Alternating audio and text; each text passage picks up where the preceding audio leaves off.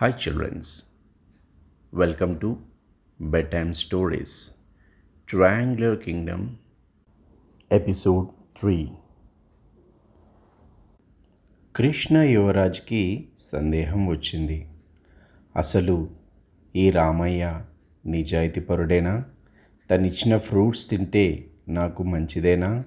అసలు మా అన్నయ్య యొక్క గుర్రము అలాగే ఖడ్గము నాకెందుకు కనిపిస్తున్నాయి అని సందేహం రావడంతో తను ఆ ఫ్రూట్ని తిన్నట్టుగా యాక్టింగ్ చేసి కాసేపటి తర్వాత కళ్ళు తిరిగి పడిపోయినట్టుగా పడిపోయాడు. ఇంతలో ముగ్గురు భటులు వచ్చి అతన్ని చూసి, ఆహాహా, ఇతను కూడా కళ్ళు తిరిగి పడిపోయాడు. శభాష్ రామయ్య, ఇతన్ని చాలా బాగా మోసం చేశావు. ఇప్పటికీ 2 యువరాజులను మనం మోసం చేసి కట్టేశాం. ఇంకా ఒక్కడు మిగిలాడు. అతన్ని కూడా మనం పట్టుకున్నట్లయితే ఇక ఏ రాజ్యంపైకి దండయాత్రకి వెళ్ళి విజయం సాధించవచ్చు అని నవ్వుకుంటున్నారు. ఇంతలో విషయం అర్థమైన కృష్ణ ఒక్కసారిగా లేచి తన కత్తితో వాళ్ళతో ఫైటింగ్ స్టార్ట్ చేశాడు.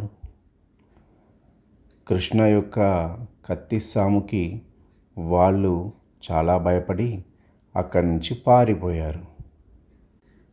ఇక కృష్ణ యొక్క సందేహం నిజమైంది. రామయ్యే ఇదంతా చేశాడని. రామయ్య, పెద్ద మనిషి, అసలు ఏం జరుగుతుంది చెప్పు. నువ్వు నాకు మత్తు ఇచ్చే ఫలాలను ఎందుకు ఇచ్చావు? మా అన్నయ్య యొక్క గుర్రము మరియు ఖడ్గం ఇక్కడ కనిపిస్తున్నాయి. మా అన్నయ్య నువ్వు చూసావా? అసలు ఏం చేశారు మా అన్నయ్యని? వాళ్ళు అంటున్నారు తాళ్ళతో కట్టేశాననేసి. అసలు ఏం జరుగుతుంది చెప్పు అని గట్టిగా బెదిరించడంతో రామయ్య అంటాడు, ఓ యువరాజా, నాకేమీ తెలీదు, నన్ను క్షమించండి. నేను ఇక్కడ ఔషధాల కోసం మాత్రమే వచ్చాను. మీకు ఇచ్చిన ఫలం కూడా మత్తు పదార్థం కాదు అంటాడు. కానీ కృష్ణ నమ్మనే నమ్మడు. ఇక కోపంతో కత్తి పైకెత్తి చంపడానికి వెళ్తాడు. ఇంతలో, ఓ యువరాజా, దయచేసి ఆగండి అని ఒక ఆవిడ అరిచింది. ఎవరు నువ్వు? ఎందుకు నన్ను ఆపుతున్నావు అనగానే ఆవిడ అంటుంది, నా పేరు ఊహ. ఇతను మా నాన్నగారు.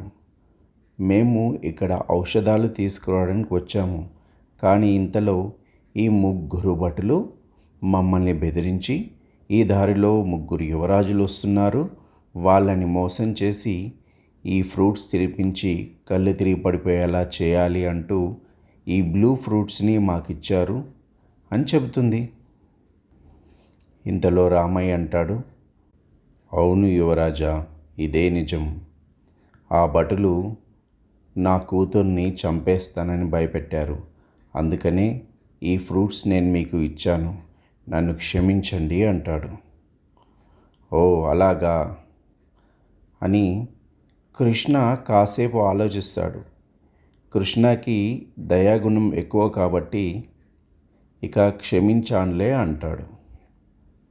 అయితే మా అన్నయ్య ఎక్కడున్నాడు చెప్పు అనగానే అప్పుడు రూప అంటుంది, మీ అన్నయ్యని ఎక్కడ కట్టిపడేశారో నాకు తెలుసు, ఇలా రండి అని తీసుకువెళ్ళి చెట్టు వెనకాల కట్టిపడేసిన వాళ్ళ అన్నయ్యని చూపిస్తుంది.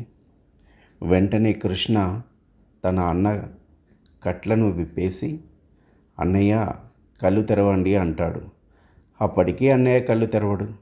ఇక రామయ్యపై కోపంతో, మా అన్నయ్యకి ఏం జరిగింది, ఎందుకు కళ్ళు తెరవట్లేదు అని అరవగానే రామయ్య అంటాడు, ఈ మత్తు మందు 12 గంటలు పనిచేస్తుంది కాబట్టి అంత త్వరగా మేల్కోడయ్యా అని అంటాడు. దీనికి ఏదైనా విరుగుడు ఉంటుందా, త్వరగా చెప్పు అనగానే, అవును, ఆరెంజ్ ఫ్రూట్ ఒకటి నా దగ్గర ఉంది, అది తిన్నట్లయితే తను త్వరగానే లేస్తాడు అని అంటాడు. వెంటనే ఆ ఆరెంజ్ ఫ్రూట్ని తినిపించి కాసేపు వెయిట్ చేస్తారు. దాదాపుగా గంట సమయం అయిన తర్వాత గోవింద కళ్ళు తెరిచి తన ఎదురుగా ఉన్న కృష్ణని చూసి, తమ్ముడు, నువ్వే నన్ను కాపాడింది అని అంటాడు. అవును అన్నయ్య, నేను వచ్చేసరికి నిన్ను వీళ్ళు తాళ్ళతో కట్టిపడేస్తున్నారు. వీళ్ళు చేసిన మోసాన్ని పసిగట్టి నేను నిన్ను కాపాడాను అంటాడు. కోపంలో రగిలిపోతున్న గోవింద రామయ్యను చంపాలని కోపంగా ముందుకు వెళ్తాడు. ఇంతలో కృష్ణ అంటాడు, అన్నయ్య పర్వాలేదు, ఇది రామయ్య చేసిన తప్పు కాదు. ఇతన్ని భయపెట్టి అలా చేయించారు. ఇదిగో ఈవిడే రామయ్య యొక్క కూతురు ఊహ. మనల్ని మోసం చేసింది బి రాజ్యం యొక్క భటులు అంటాడు. ఇదంతా జరిగేసరికి దాదాపుగా చీకటైపోయింది. సో అప్పుడు కృష్ణ అంటాడు, అన్నయ్య మనం ఈరోజు ఇక్కడే స్టే చేసి మార్నింగ్ లేచి జర్నీ స్టార్ట్ చేద్దాం అంటాడు. అలాగే అనేసి ఆ రోజు నైట్ అక్కడే పడుకుంటారు. ఇక ఉదయం సమయంలో ప్రయాణం ప్రారంభించే ముందు రామయ్య వాళ్ళతో ఒక విషయం చెప్తాడు. ఓ యువరాజులారా, వనమూలిక వనంకి వెళ్ళడం అంత ఈజీ కాదు. మీరు వెళ్ళే దారిలో మధ్యలో మర్రి చెట్టు పైన అతి భయంకరమైన పుర్రెతో ఉన్న ఒక ప్రదేశం ఉంటుంది. అది బ్రహ్మరాక్షసులు ఉన్న గుహకి దారి తీస్తుంది. మీరు ఆ ప్రాంతంలో జాగ్రత్తగా ఉండాలి. అదే ప్రాంతంలో బందిపోట్లు కూడా తిరుగుతూ ఉంటారు. అలా మీరు ప్రయాణిస్తూ ఉంటే మీకు ఒక రాగి చెట్టు కనిపిస్తూ ఉంటుంది. ఆ రాగి చెట్టు కిందే అతి పురాతనమైన ఒక హనుమాన్ టెంపుల్ ఉంటుంది. ఆ హనుమాన్ టెంపుల్ దగ్గర మీకు 3 దారులు ఉంటాయి. వాటిలో హనుమాన్ గుడికి ఎదురుగా ఉన్న దారి మాత్రమే మీకు వనమూలిక వనానికి మరియు సి రాజ్యానికి వెళ్తూ ఉంటుంది. మీరు సి రాజ్యం వరకు వెళ్ళి అక్కడి నుంచి వనమూలిక వనానికి వెళ్ళొచ్చు అని రామయ్య చెప్తాడు. ఆయన తను మరో విషయం కూడా చెప్తాడు. వనమూలిక వనంలో మాట్లాడే వృక్షాలు ఉంటాయని, అవి అడిగిన ప్రశ్నలకు సమాధానం చెప్పకపోతే వెళ్ళనివ్వవని కూడా చెప్తాడు. అప్పుడు ఊహ అంటుంది, ఓ యువరాజులారా, నన్ను క్షమించండి. మీ ఇద్దరికీ మేము చేసిన మోసాన్ని సరిదిద్దుకోవడానికి నేను మీతో పాటు ఆ వనానికి వస్తాను.